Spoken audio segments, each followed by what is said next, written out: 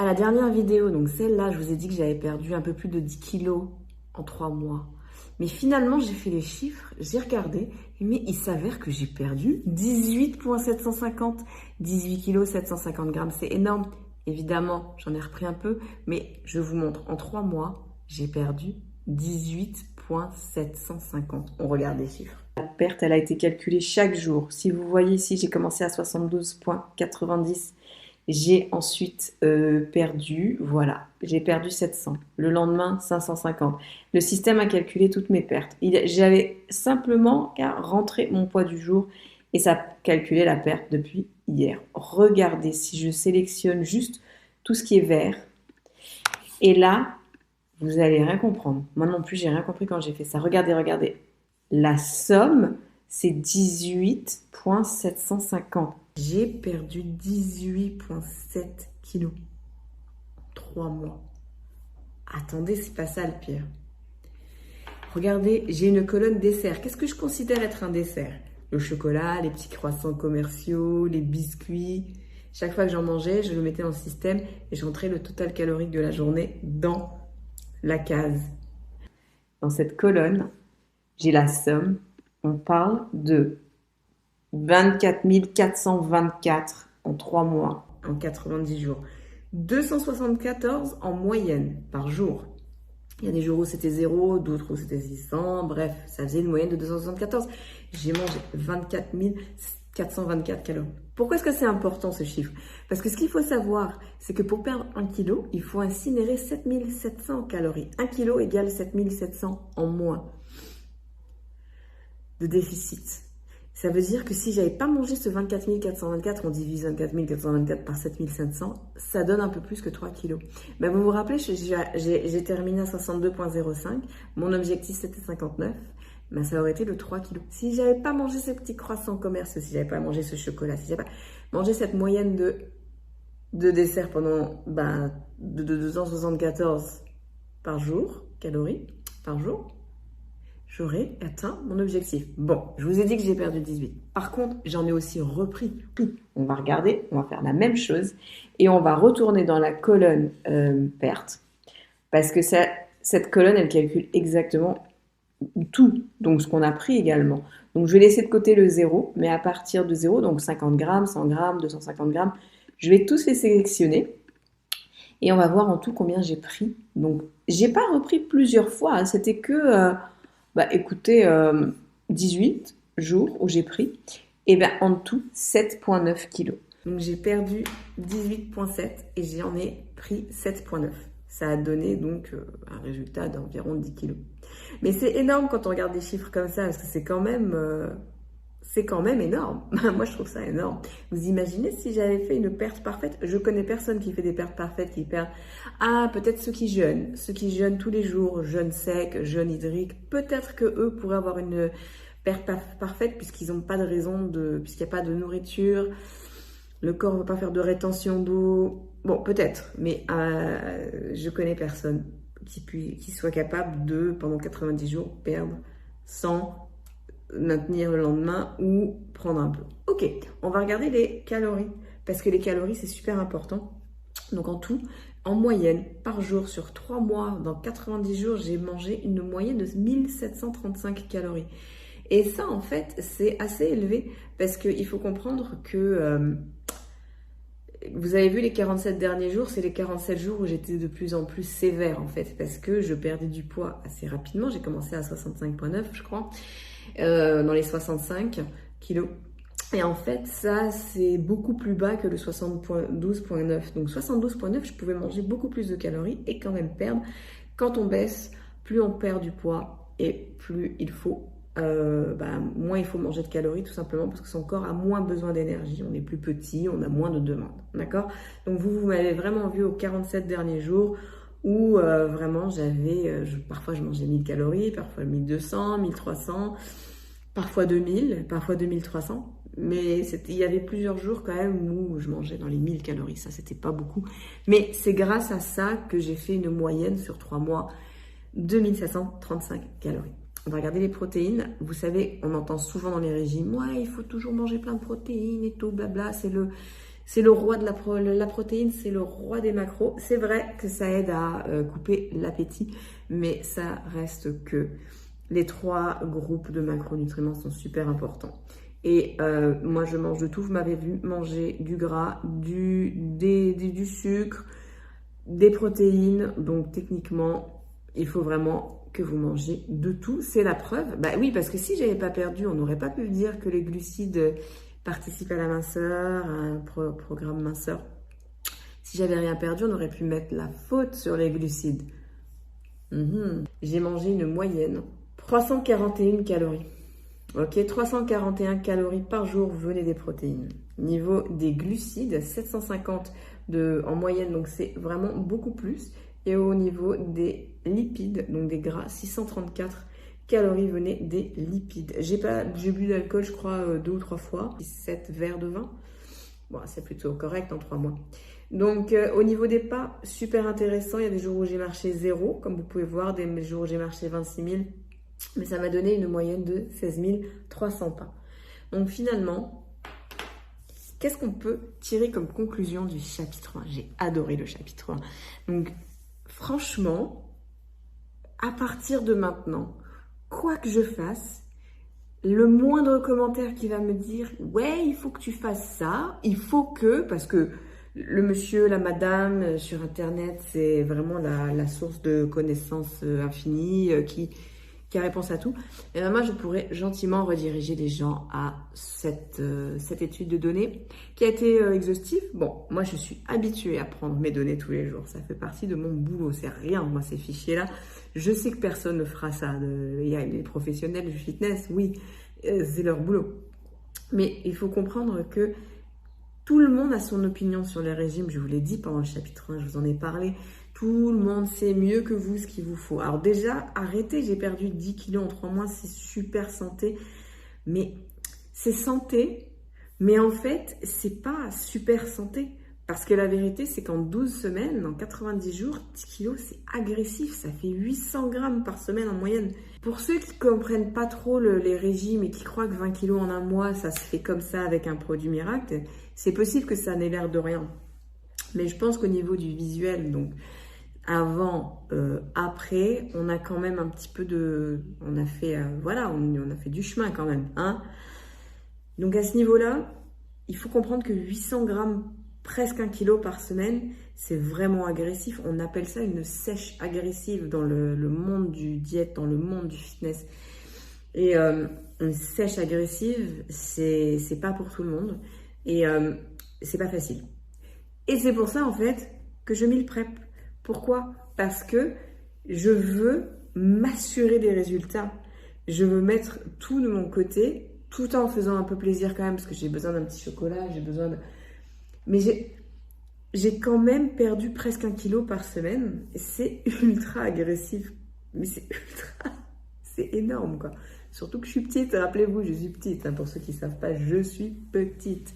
Donc je peux pas manger comme quelqu'un qui fait 1m80, genre les top modèles et tout, ils ont le droit de manger beaucoup plus parce que leur corps a besoin de plus d'énergie. Moi, je suis courte sur pattes. Bref, je veux juste vous dire quelque chose.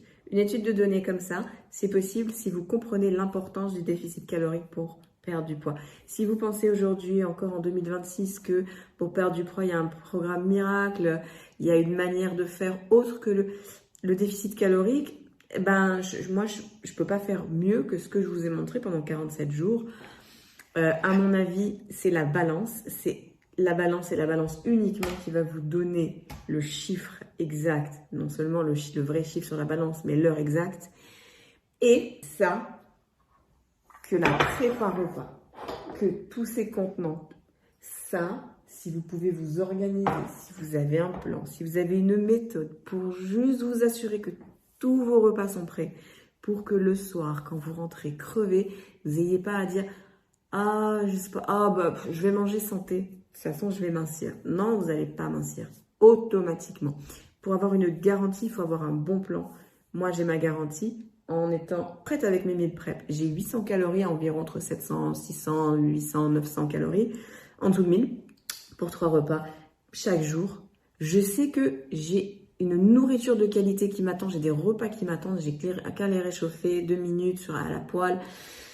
Du coup, quand je rentre et que je suis pas trop sûre de ce que je vais manger, je vais me jeter sur des biscuits parce que j'ai tellement faim. Je vais pas faire ça, je vais me jeter sur ma prépa. Quand je vous dis qu'on peut garantir une perte de poids, il faut simplement être en déficit calorique, encore faut-il comprendre les calories. Et pour ce faire, il faut comprendre ce que c'est qu'un déficit, une maintenance et un surplus. Quand on mincit, on est en déficit. Quand on perd rien, on est en maintenance. Et quand on prend du poids, on est en surplus. Le surplus calorique, il est dépendant de chacun. Le mien, par exemple, moi, ma maintenance, elle est environ à 2000-2200. Environ. Ça dépend de combien de sport je fais, combien de marches je fais. Elle est environ à 2000. Mais pour quelqu'un qui fait 1m58, elle sera peut-être à 1300, 1400 parce que cette personne ne marche jamais, ne fait aucun sport, n'a pas vraiment développé une masse musculaire qui demande plus d'énergie, donc qui brûle plus de calories. Donc on va quand même regarder ce fichier un tout petit peu plus en profondeur parce qu'il est quand même vachement intéressant au niveau du jeûne. Donc là, c'est à quelle heure est-ce que je brise mon jeûne le matin et à quelle heure je le termine ce jeûne, donc la dernière bouchée en fait de la journée. Ça, c'est l'heure et le système va calculer que j'ai mangé 16 heures de jeûne, j'ai fait 16 heures de jeûne, 15 heures de jeûne. Et on parle en moyenne d'un jeûne pendant 3 mois de 16 heures. Donc, un jeûne de 16 heures, franchement, c'est pas miraculeux, c'est pas un jeûne énorme. Rappelez-vous, j'ai fait OMAD, ça s'est pas super bien passé. Ou on peut le regarder sur le fichier pour OMAD. Vous allez voir là où on a des 19 heures, 23 heures, c'est ici.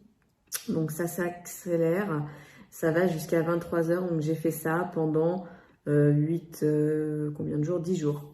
Donc vous voyez, 18 heures, 20 heures, 21 heures de jeûne, ça veut dire que je faisais OMAD, donc je faisais des prises alimentaires qui étaient vachement rapprochées. Ça n'a pas été facile, c'est pas le bon mois, j'ai fait ça en février, c'est le 17 février. Donc c'était pour mes insomnies, mais à côté, faut pas déconner, hein, je buvais du café. Hein. Mais c'est mon petit plaisir. Et c'est vrai que quand on est en perte de poids, le café, ça peut être super. C'est un allié, hein, un allié minceur. Pour certains comme moi, ça affecte énormément le sommeil. Mais bon, on fait ses choix. On fait ses choix. Hein. Donc, j'étais à 72,85. Je voulais être à 59. Il fallait donc que je perde 13,85 en 90 jours. 13,8 kilos, c'est énorme en 3 mois. Hein. C'est vraiment inespéré. Et à moins qu'on se mette dans des déficits fou, genre 1200 calories tous les jours pendant 3 mois. Mais c'était quand même... Non, j'étais pas à ce point-là pressée de perdre 13 kilos. Donc j'ai 72,85 kilos. Et le système donc a calculé, quand je lui ai dit que je voulais perdre 59, j'aurais pu mettre juste 62. Il m'aurait dit 10,85. Vous voyez déjà le déficit calorique, il aurait été que de 928. Alors que là, à 59, ça faisait quand même 1185 par jour. C'est énorme. Donc ça, c'est ma perte. Elle est vraiment, franchement, elle est top. Il y a des petits moments où j'ai repris, j'ai reperdu, j'ai repris. Et quand vous regardez, par exemple, là, j'ai repris ici. Ça devait être après OMAD. Ouais, c'est ça. Bon, ça, c'est OMAD. Grosse baisse. Poup, on remonte. Et une autre baisse après. Mais quand on regarde la baisse, elle est plus basse que là. Donc oui, j'ai perdu un peu de temps ici à reprendre et à reperdre. Mais finalement, j'ai fini par aller quand même assez loin dans ma perte pour arriver à 62,05. Qu'est-ce qu'on peut en tirer comme conclusion? Que la prépa repas, c'est quand même l'allié minceur numéro 1 pour moi. J'ai marché, j'ai pas perdu de muscle parce que comment est-ce qu'on peut calculer sans un scan DEXA, un scan donc qui est vraiment ultra professionnel. Après, est-ce qu'ils sont 100% exacts? Je ne sais pas. Mais c'est quand même plus exact que vous savez, les pinces à gras qu'on utilise dans le fitness. C'est quand même des outils super avancés. Vraiment observer et analyser ma force. Mais même, j'ai fait un record là, de deadlift, de soulevé. Comment ça s'appelle en français un deadlift? Un soulevé de terre?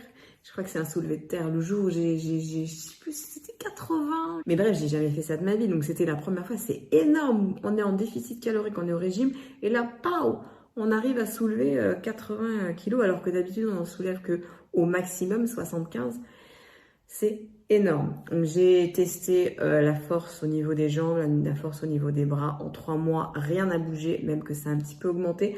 Alors ça, c'est vraiment l'idéal dans le fitness, franchement, pour ceux qui veulent vraiment travailler sur leur masse musculaire, de ne rien perdre en sèche. On win, hein, on gagne. Voilà. Non, on perd, mais vous voyez ce que je veux dire. En bref, j'ai passé 3 mois, donc 1 mois et demi seul et 1 mois et demi à vous montrer mes résultats. Chapitre 1, c'était top. Par contre, est-ce que j'ai des recommandations pour moi-même pour avoir pu donc atteindre mon 59? Parce qu'en 3 mois, je voulais me rendre à 59. C'était très agressif, mais oui, j'aurais pu le faire et je vais vous dire comment. Je vous ai parlé des calories en 2 desserts.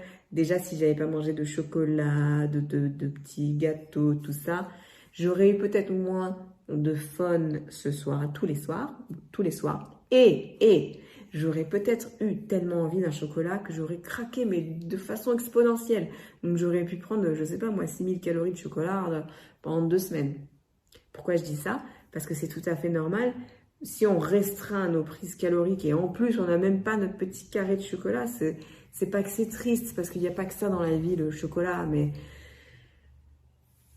soyons honnêtes, c'est quand même une journée où il peut être quand même assez intéressant de se faire un petit peu plaisir avec un petit carré le soir, quoi. Mais si j'avais, disons que j'étais pas très sucrée et que j'avais pas mangé ce 24 424 calories de dessert, je l'aurais atteint ce 59 kilos. Deuxième manière de l'atteindre, meal prep toute la semaine. Pas du lundi au jeudi et vendredi, samedi, dimanche, je fais ce que je veux parce que c'est ce que vous avez vu. Sauf les derniers jours, c'était 3 meal prep d'un coup. Et vous avez vu que là, j'ai perdu. C'était grâce à la prépa repas. Ben, c'est sûr que c'est la garantie, la prépa repas. Les calories sont calculées d'avance. Et quand je rentre de la salle de sport, que je suis crevée, mais c'est clair que j'ai pas envie de manger du brocoli, cabillaud, riz. C'est pas que j'ai pas envie parce que c'est pas bon. C'est juste que il n'y a pas de dopamine dans le cabillaud, le brocoli. Vous voyez pourquoi je mange mon petit carré de chocolat? Parce que quand dans le cabillaud, brocoli, le riz, il n'y a que 220 calories dans ce repas. J'ai une petite soupe, 50 calories. J'ai 2-3 crackers avec du fromage, une centaine de calories. Et ensuite, donc on est à combien là? On est à 450. Petit carré de chocolat, 500 calories. C'est rien. C'est rien pour le soir. Parce que le repas du soir, mais je suis capable de manger bien plus. Des plats en sauce, un verre de vin. On compte pas, c'est l'huile d'olive, on y va. Moi, je peux facilement atteindre 1000, 1200, 1400 calories. C'est pour peu. S'il y a un gros dessert, genre, mon chéri, il arrive avec un Paris-Brest. Vous pensez que je vais manger une bouchée de Paris-Brest? Bref. Si j'avais pas mangé ces calories de dessert, si j'avais fait ma prépa repas pendant 90 jours, si j'avais... c'est tout, hein. Je vois pas ce que j'aurais pu faire de plus. Ah, si. Et si j'avais fait du cardio plus souvent, parce que le cardio, c'est quand même vachement important pour le cœur et pour les endorphines. Quand on fait du cardio, on a plus d'endorphines. Notre corps relâche une hormone qui s'appelle l'endorphine, l'hormone du bonheur. Et quand on est content, on a peut-être un petit peu moins envie de chocolat. Vous voyez? Donc, j'aurais peut-être pu y arriver. Mais ça clôt le chapitre 1. Je suis arrivée à 62,05. Je vous retrouve pour le chapitre 2. On va perdre ces 3 derniers kilos ensemble. Par contre, le chapitre 2 sera complètement différent. Parce qu'au chapitre 2, j'aurai ni meal prep, j'aurai pas de prépa repas. Et je ne cuisinerai pas. J'aurai pas accès à ça. Donc, je n'aurai aucune idée si je suis en déficit calorique ou pas. Sauf qu'il va falloir que j'utilise mes connaissances. Je déteste faire ça. Et en fait, le chapitre 2, je vous le présente demain. Je vous le présente tout de suite. Il est prêt. Et vous allez voir que oui, on va y arriver, les gars. Ne vous inquiétez pas. Sans la prépa, c'est possible, mais c'est bien plus difficile. C'est bien plus difficile. Donc, je vous retrouve dans la prochaine vidéo pour le début du chapitre 2. En attendant, j'espère que vous passez une super journée. Et franchement, Ça a été une expérience mais super cool de partager cette perte de poids avec vous. Je vous retrouve demain pour une nouvelle vidéo. Ciao!